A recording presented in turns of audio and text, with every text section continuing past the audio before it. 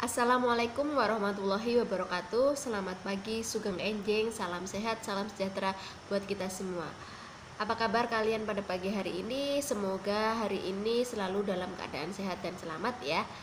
Kembali lagi dengan saya Ibu Arifatul Aini dalam mata pelajaran KDTK, di mana hari ini kita akan membahas terkait personal hygiene, yaitu tentang oral hygiene. Karena kemarin kita sudah membahas terkait memandikan, vulva hygiene, dan keramas. Untuk itu kali ini kita akan membahas terkait oral hygiene. Namun sebelum kita masuk dalam materi oral hygiene pada pagi hari ini, alangkah baiknya kita berdoa dulu sesuai dengan ajaran agama kita masing-masing, biar nanti ilmu yang kita dapat bermanfaat dan mudah diserap oleh kalian semua ya. Berdoa di tempat kalian masing-masing dengan ajaran agama kita masing-masing. Berdoa dimulai. Oke, selesai. Namun sebelum kita masuk ke materi yaitu tentang oral hygiene, saya mengingatkan kembali kepada kalian untuk tetap selalu menjaga protokol kesehatan dimanapun kalian berada, agar pandemi ini segera berakhir ya, agar kita bisa bertemu lagi, berkumpul lagi dalam keadaan yang lebih baik dari hari ini. Amin. Untuk itu kita selalu menjaga protokol kesehatan yang terdiri dari 5M, yaitu memakai masker, mencuci tangan, menjaga jarak, menjauhi kerumunan, dan selalu makan makanan yang bergizi. Bagi kalian yang belum sarapan, ayo jangan lupa sarapan, karena sarapan itu penting ya. Ayo kita mulai hidup sehat dari diri kita sendiri. Nanti kalau sudah bisa kita lanjutkan ke orang lain, seperti itu ya. Kita mulai bahas terkait tentang oral hygiene untuk hari ini. Personal hygiene. Nah, kemarin kita sudah membahas personal hygiene yang lain, yaitu terkait mandi, keramas, dan vulva hygiene. Lalu hari ini kita akan membahas personal hygiene yang lain, yaitu terkait oral hygiene. Namun sebelum kita masuk ke materi oral hygiene, alangkah baiknya kita mengulang kembali memori kita terkait personal hygiene. Nah, sebenarnya apa sih yang dimaksud dengan personal hygiene? Nah, kalau secara umum kita mudah menerapkannya atau mudah mengingatnya dengan kata person. Person itu adalah perseorangan atau orang, sedangkan hygiene adalah kebersihan. Jadi untuk personal hygiene itu bisa kita artikan dengan kebersihan diri sendiri atau kebersihan seseorang. Namun dalam arti luas, personal hygiene yang dimaksud di sini adalah suatu tindakan atau untuk memelihara kebersihan dan kesehatan seseorang agar kesejahteraan fisik dan psikisnya. Kurang perawatan diri adalah kondisi di mana seseorang tidak mampu melakukan perawatan kebersihan untuk dirinya sendiri. Itu menurut Potter dan Perry tahun 2005. Nah, di sini juga disebutkan kalau personal hygiene itu adalah suatu peningkatan derajat kesehatan, memelihara kesehatan diri, memperbaiki personal hygiene, mencegah penyakit, meningkatkan kepercayaan diri, dan menciptakan keindahan. Jadi sebenarnya banyak sekali pengertian dari personal hygiene. Nah, ini adalah salah satu contoh pengertian dari personal hygiene. Ya, walaupun kita bisa mengartikan sendiri kalau person itu diri sendiri atau seseorang, sedangkan hygiene adalah kebersihan ya. Jadi personal hygiene adalah suatu tindakan untuk membersihkan seseorang ya, atau kesehatan diri seseorang. Nah, sebenarnya apa sih faktor yang bisa mempengaruhi personal hygiene itu sendiri? Nah, salah satunya ada satu, citra tubuh. Citra tubuh itu bisa kita lihat dari penampilan umum seseorang. Jadi seseorang itu macam-macam ya, bisa penampilan tubuhnya itu seperti apa, itu bisa kita lihat. Ada orang yang jorok sehingga untuk personal hygiene-nya tidak bisa dipenuhi secara maksimal. Mungkin bisa jadi mandi 2 hari sekali, keramas seminggu sekali, gosok gigi 2 hari sekali. Nah, itu bisa. Jadi seseorang yang males-malesan itu dapat merubah citra tubuhnya.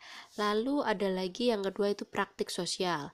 Contohnya dari lingkungan sekitar. Misalkan ada dalam satu keluarga yang males mandi. Nah biasanya udah buat contoh dia kakak aja nggak mandi, masa aku harus mandi. Nah itu bisa menjadi salah satu contoh yang dapat mempengaruhi personal hygiene seseorang.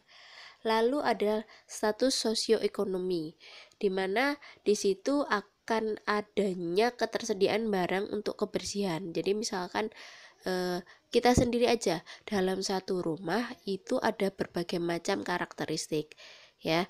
Ada yang suka menggunakan sabun Lifebuoy, mungkin ada yang menggunakan Shinsui atau sabun yang lain lah, sabun kecantikan atau sabun yang lain.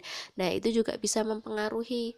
Kalau misalkan punya saya dananya hanya ada cukup buat beli sabun Lifebuoy nih, ya udah, jadi ada yang minta sabun yang mahal itu ya. Jadi status sosioekonomi itu juga mempengaruhi, baik itu alatnya untuk mandi, gosok gigi maupun keramas seperti itu.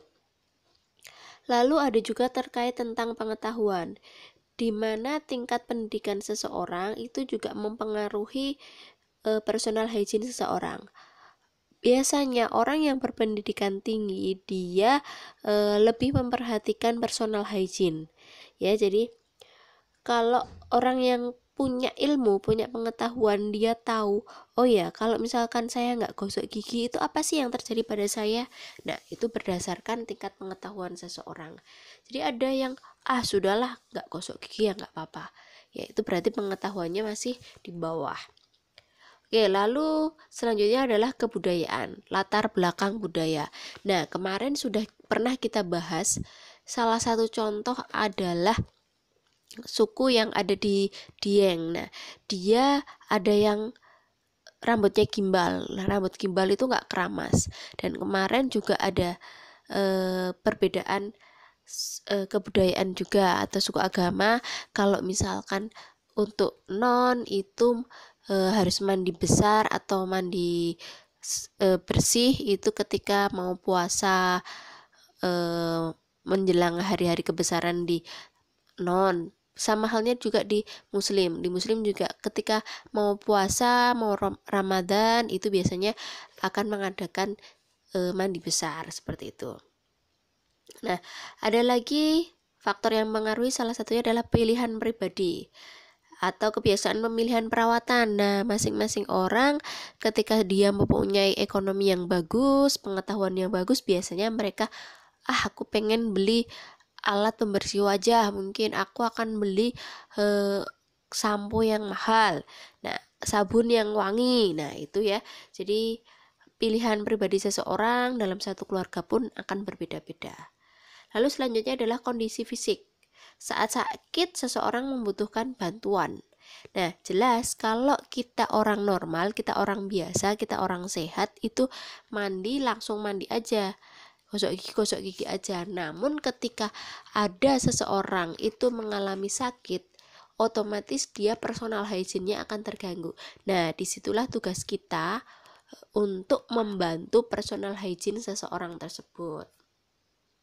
Oke, dari personal hygiene sendiri kita mempunyai macam-macam personal hygiene, dimana kemarin sudah pernah kita bahas terkait mandi. Ya mandi sudah kita bahas, ada mandi itu ada urutannya, dari bagian membersihkan wajah, membersihkan tangan, membersihkan dada perut, membersihkan punggung, membersihkan kaki, lalu membersihkan alat kelamin atau vulva hygiene. Nah urutan untuk mandi itu sendiri tidak boleh terbalik ya. Dari mandi juga harus membersihkan dari sisi terjauh terlebih dahulu, baru sisi terdekat. Jadi jangan sampai kita membersihkan sisi terdekat dulu, baru sisi terjauh. Kalau kita membersihkan sisi terdekat dulu, berarti itu kita sudah salah, sudah tidak sesuai dengan prosedur. Nah, untuk vulva hygiene sendiri, kemarin kita juga sudah pernah membahas kalau vulva hygiene itu ada 6 langkah cara membersihkannya, yaitu dengan cara membersihkan labia mayora terjauh atau kanan perawat ya. Lalu dilanjutkan dengan labia mayora kiri atau terdekat dengan perawat. Dilanjutkan labia minora terjauh atau kanan perawat, labia minora terdekat atau kiri perawat, dan diakhiri dengan membersihkan vestibulum sampai perineum. Nah, biasanya untuk vulva ini dilakukan ketika pasien postpartum. Nah, dilanjutkan ada lagi terkait gosok gigi atau oral hygiene. Ya, yang nanti akan kita bahas sedikit dan nanti akan kita presentasikan bareng-bareng, diskusikan bareng-bareng. Lalu ada lagi potong kuku, terus ada verbed atau mengganti linen, terus ada lagi cuci tangan. Nah, cuci tangan sendiri itu terbagi menjadi dua, ada cuci tangan bersih dan ada cuci tangan steril, seperti itu. Oke, karena kita sedikit membahas terkait oral hygiene, nah ada pertanyaan sedikit, menyikat gigi itu apa sih? Nah, oral hygiene, mungkin bagi orang awam, oral hygiene itu belum begitu tahu ya, tapi kalau gosok gigi, nah orang pasti tahu. Nah, gosok gigi atau menyikat gigi, apa sih sebenarnya oral hygiene atau menyikat gigi itu? Nah, gosok gigi adalah suatu tindakan membersihkan gigi dengan sikat gigi dan pasta gigi, ya. Tapi biasanya kalau untuk anak kecil di bawah 2 tahun, di bawah 3 tahun, dia belum menggunakan pasta gigi, hanya menggunakan sikat saja. Nah, selanjutnya apa sih sebenarnya manfaat dari menyikat gigi itu sendiri? Nah, manfaatnya yaitu agar gigi kita menjadi lebih bersih, menjadi lebih sehat, putih, kuat, dan terhindar dari bakteri. Gusi kita menjadi sehat. Jadi terkait oral hygiene itu tidak selalu melulu terkait dengan gigi, tapi terkait juga dengan gusi, juga daerah lidah. Jadi segala sesuatu yang berhubungan dengan mulut itu namanya adalah oral hygiene. Jadi harus dibersihkan. Oke, lalu apa sih yang terjadi kalau kita malas menyikat gigi? Wah, jelas nih, kan ada beberapa yang malas menyikat gigi dan kadang pun tindakan menyikat gigi waktunya sendiri itu salah ya, biasanya seperti itu. Nah, masa malas menyikat gigi? Nah, biasanya ada yang sakit gigi, gigi berlubang, gusi berdarah, ya kan? Terus ada lagi bau mulut ya. Jadi kalau kita tidak melakukan gosok gigi secara rutin dan menimbulkan banyaknya plak gigi atau karies atau gingivitis atau dalam bahasa Jawanya mungkin gadel kali ya, itu bisa mengakibatkan kanker di mulut, di gigi. Karena apa? Penumpukan itu nanti semakin menebal seperti itu, sehingga bisa mengakibatkan gigi menjadi rusak. Nah, kapan sih waktu untuk menyikat gigi? Nah, ini nih yang biasanya kita keliru nih ya. Waktu yang tepat ketika kita menggosok gigi, kalau biasanya kita itu pas waktu mandi ya, baik itu mandi pagi maupun mandi sore. Nah, sebenarnya itu bisa boleh, hanya saja ada waktu yang lebih tepat kita untuk melakukan tindakan menyikat gigi. Nah, waktu yang tepat yaitu adalah sesudah makan ya. Dan diusahakan waktu sesudah makan itu 10 menit sampai 30 menit. Karena apa? Karena proses mengunyah itu kan dilakukan oleh gigi, ya kan? Ketika kok dia dalam mengunyah terus dilanjutkan gosok gigi, berarti posisi gigi kita itu masih dalam keadaan panas. Maksudnya gini, kita makan kan mengunyah. Nah, ketika mengunyah itu kan gigi kita bekerja.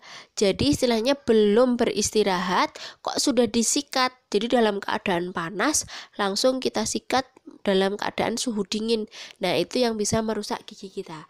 Jadi kalau kita mau gosok gigi sesudah makan, diusahakan 10 sampai 30 menit sesudah makan. Jadi menormalkan dulu kondisi gigi kita. Nah, lalu yang baik itu adalah sebelum tidur. Nah, kenapa kok sebelum tidur? Karena pas waktu tidur itu kan mulut kita sudah tidak bekerja, sehingga kuman-kuman yang di dalam kalau tidak dibersihkan itu akan merajalela atau akan merusak gigi kita. Jadi alangkah baiknya ketika kita mau gosok gigi itu sesudah makan atau sebelum tidur. Ya kalaupun mau ditambah waktu mandi ya tidak apa-apa, tapi alangkah baiknya ketika waktu-waktu inilah yang lebih baik untuk dilakukan tindakan gosok gigi. Oke, mungkin penjelasan sedikit terkait oral hygiene dari saya. Ini dulu, kita lanjutkan untuk presentasi kelompok yang berhubungan dengan oral hygiene atau kebersihan gigi dan mulut. Kita diskusi bersama ya nanti untuk lanjutkan presentasi kelompok terkait personal hygiene dan diskusi secara online, dan mencatat bagian-bagian yang penting dan ajukan pertanyaan sesuai dengan presentasi kelompok yang nanti akan dipresentasikan. Ya, mungkin ini dulu materi sedikit ya dari saya, mengulang kembali apa itu oral hygiene, apa itu personal hygiene. Nah, agar kita tahu waktu yang tepat menggosok gigi itu kapan. Nah, terus alasan atau manfaat menggosok gigi itu apa tadi sudah kita bahas sedikit. Nah, untuk selanjutnya kita akan masuk ke dalam program diskusi atau dilanjutkan di diskusi secara online di grup classroom ya. Terus ini untuk mengingat kembali atau memperkuat kebudayaan kita.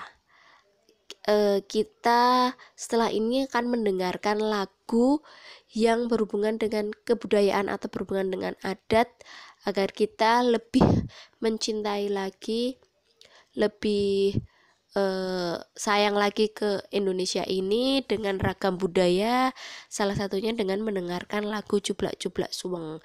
Ya mungkin banyak arti dari Jublak-Jublak Suweng itu sendiri ya. Bisa kita dengarkan lagu Jublak-Jublak Suweng berikut ini. Semoga kita selalu mencintai tanah air Indonesia kita. Ya, saya akhiri pertemuan kali ini, kita lanjutkan di kelas online ya. Di diskusi. Wassalamualaikum warahmatullahi wabarakatuh.